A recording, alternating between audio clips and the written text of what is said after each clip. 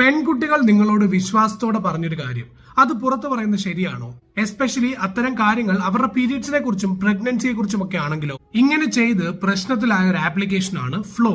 Flow എന്ന് പറയുന്നത് ഒരു ഹെൽത്ത് ട്രാക്കിംഗ് ആപ്ലിക്കേഷൻ ആണ്. അതായത് പെൺകുട്ടികളുടെ പീരീഡ്സും ഓവുലേഷനും പ്രഗ്നൻസിയും ഒക്കെ ട്രാക്ക് ചെയ്യുന്ന ഒരു ആപ്ലിക്കേഷൻ. ഇത്തരത്തിലുള്ള ട്രാക്കിംഗ് ബെറ്റർ ആയിട്ട് നടത്താൻ വേണ്ടി ഈ ആപ്ലിക്കേഷൻ ഫീമെയിൽ യൂസേഴ്സിന്റെ കയ്യിൽ നിന്നും ഒരുപാട് ഡീറ്റെയിൽസുകൾ വാങ്ങും.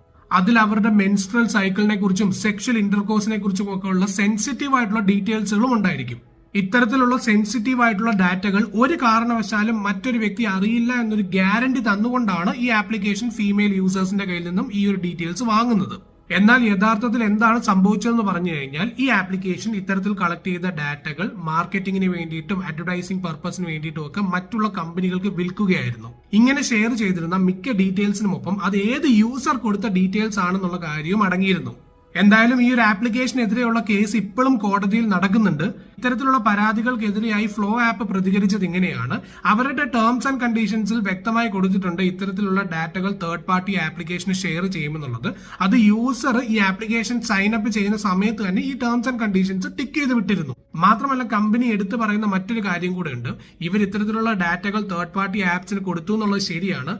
പക്ഷേ ഈ ഒരു ഡാറ്റ ഏത് യൂസറിന്റെ ഡാറ്റയാണെന്നുള്ളത് ഇവർ വ്യക്തമായി ആരോടും പറഞ്ഞിട്ടില്ല എന്നുള്ളത്. കമ്പനി ആ പറഞ്ഞ കാര്യം ശരിയാണോ ഇല്ലയോ എന്നുള്ളതിനെ കുറിച്ചുള്ള കേസ് ഇപ്പൊ നടന്നുകൊണ്ടിരിക്കുകയാണ്.